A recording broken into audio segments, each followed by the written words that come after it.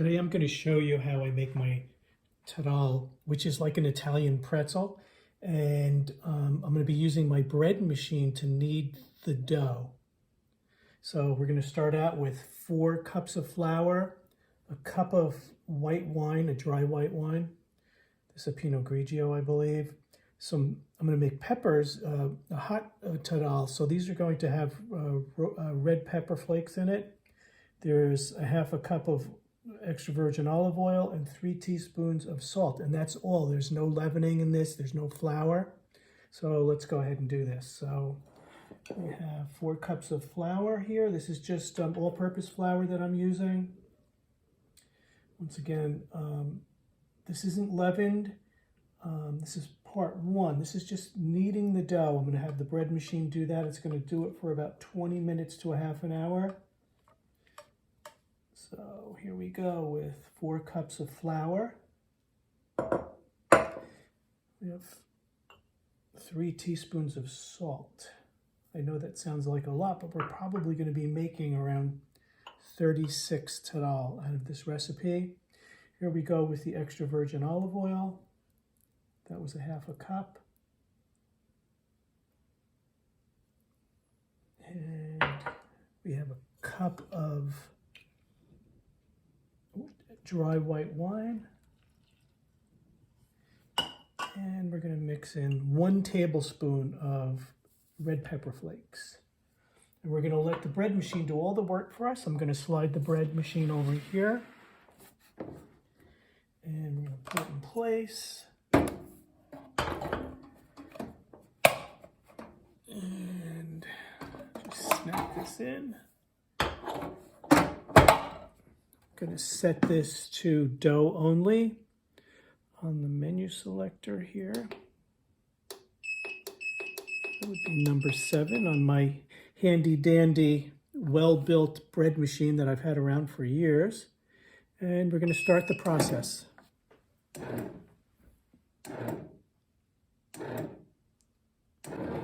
I'll give you a shot of what the dough looks like as it's being made by the bread machine.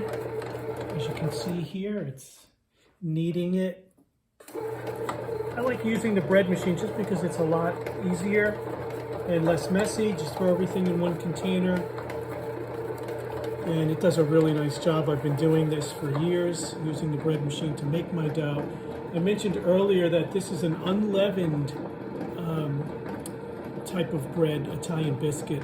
And it has no yeast. I think I said no flour, but it actually has no yeast at all in it. So there's no rise time to it. We're just going to let it knead the dough. When it's finished, in about 20 minutes, I'll show you what the process looks like. I'll show you what the dough looks like, and we'll actually make the taralli. I'll show you how they're made. Okay, the dough has stopped. I'm ready to take it out. Let's see what's going on here. Let me give you some light. This is it. The dough is stopped. And I am going to take it out of the bread machine. And you can see the dough looks pretty good. So let's see what happens. I'm going to form the dough now, and I'll film that so you guys can see it.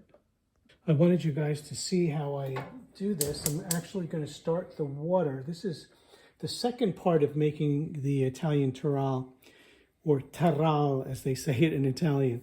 I'm going to heat up some water, and I'm going to be adding some salt to the water because we're going to be forming the dough, and then we're going to drop them into the water and allowing them to rise up, and that allows them to, it's almost like a bagel where you actually let the dough cook a little bit in the water, and then we're going to be putting them on a cookie sheet and baking them. But right now I'm prepping the water. I'm going to be putting in some salt into some water. We're going to allow that to boil. And as we form the taralli, we're going to be placing them in there, which I'll show you. Now I'm adding quite a bit of salt into the water. I remember I had attended an event that Lydia Bastianich had from the Food Channel had hosted, and she was salting her water, and she said when you salt water for pasta or for any kind of cooking like this, you should dip your finger in it and it should taste like the ocean. when you taste the water. So I've been adding more salt than I usually do in my pasta water and for my water for my taralli. I'm going to allow this water to boil. I've got all of my utensils ready. I've got this to be able to scoop the taralli out of the water once they're completed. So I'm going to let the water boil. And while that's boiling, I'm going to prepare the dough and form them into these small circles of taralli. Okay, I'm going to begin forming the dough. I'm going to take the dough out of the container from the bread machine. As you can see, the dough is here. It's well formed, nice and neat. The container is completely empty, which is great. I mean, it's nice and clean. I'm going to work it a little bit just with my hands. Now, you can make this dough by hand without using the bread machine, but it does take, quite a bit of work kneading the dough. And as you can see, the dough here is beautiful. I mean, it's just a really nice ball of dough here that we're going to be making the taralli with. And what I'm going to be doing is, I'm going to be putting it off to the side. I'm going to be taking out pieces like this, and I'm going to be rolling it into the taralli configuration, which is just a small circle, which I prefer. Some people make them larger. I like them this size. That one was a little bit big, but it's about a golf ball or maybe a little smaller than a golf ball sized dough. And you just form it like this. You connect the two edges.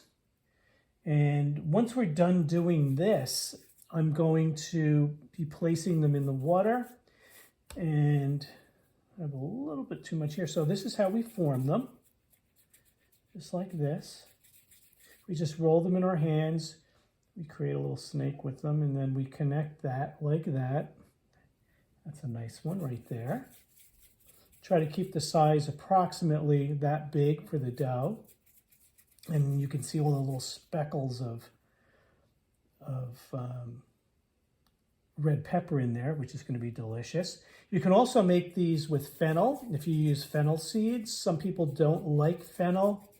I do prefer using the red pepper because I like that little bite that you get. I use my taralli as a snack instead of eating things like potato chips and things like that. So I prefer having this because it's all natural. There's just not too many ingredients in it. It's olive oil, flour, and a little bit of salt, and a little bit of white wine, which is good. So here they are. They're being formed. I'm going to make 12 of these. And when I make 12 of them, I'm going to transfer them over and place them in the water. And I'll show you what that looks like when I do that.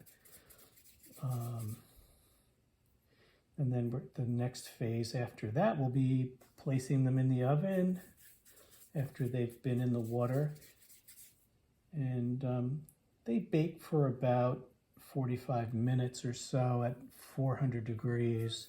So it's not a quick thing. I do have it down to a science now where I can make these in a couple of hours and they're done and they're beautiful and I have nice snacks to eat for a while. Because I said I think this makes about 36, if I'm not mistaken. So we're just approaching the 12 mark here. As I do that, I'm going to transfer the camera so you can see what I'm doing. So here I am. That one's formed. This one could be formed a little bit better. I'll fix that. But I'm going to move this. Here's my dough. I'm going to move these over to the boiling water. So let me move my camera.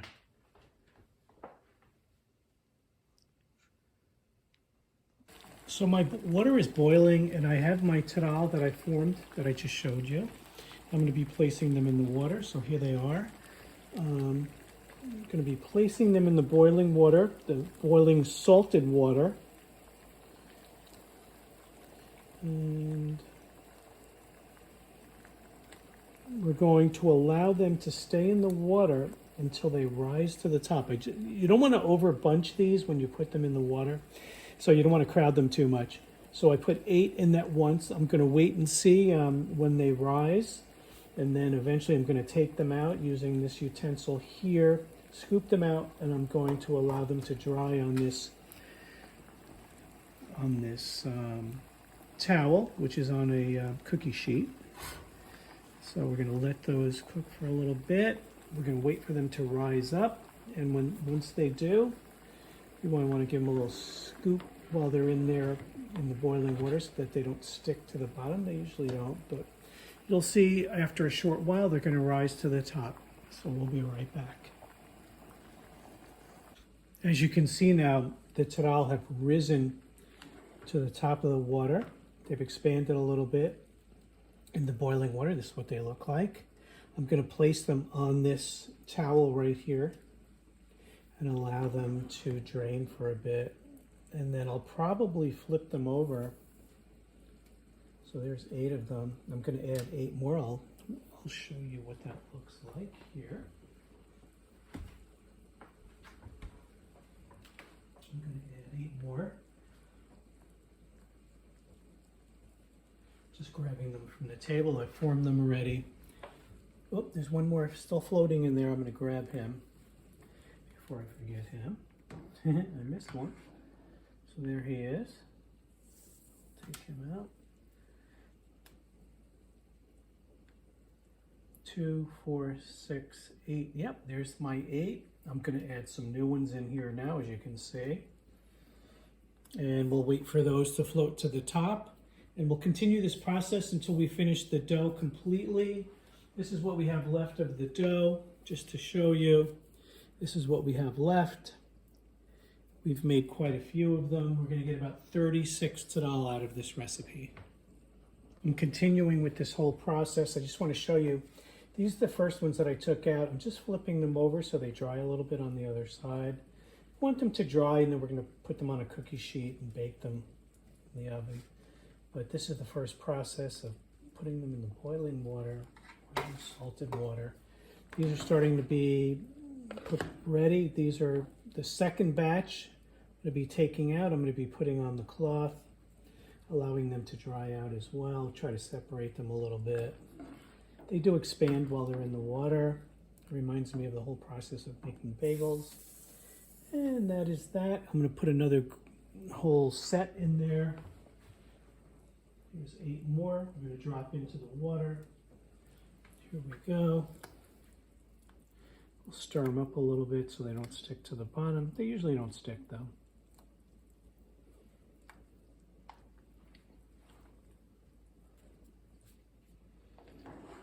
Just stir them up a little bit. Allow them to dry on this kitchen cloth. That's the process.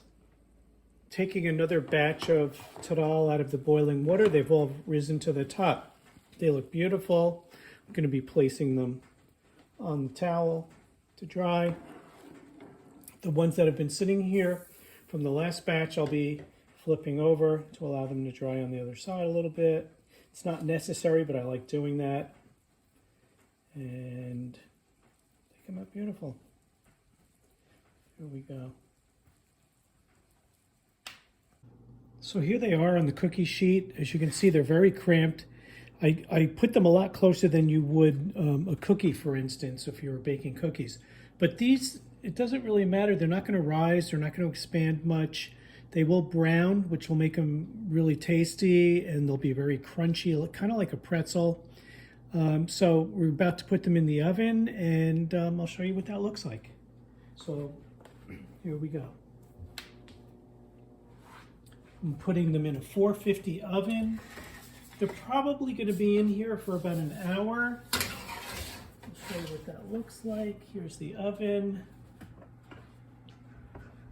They're going to be in there for probably 45 minutes to an hour. And I may flip them or I may not, depending on whether or not how brown they're getting. But usually I don't have to flip them. I'll usually keep them in there about 45 minutes to an hour, and they should be ready to go.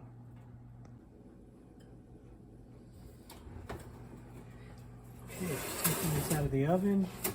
Wow, they're really well done, but I like them like that. They'll be crispy.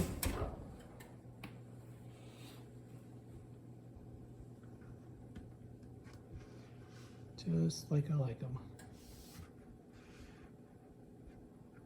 They've been in there for about 45 minutes.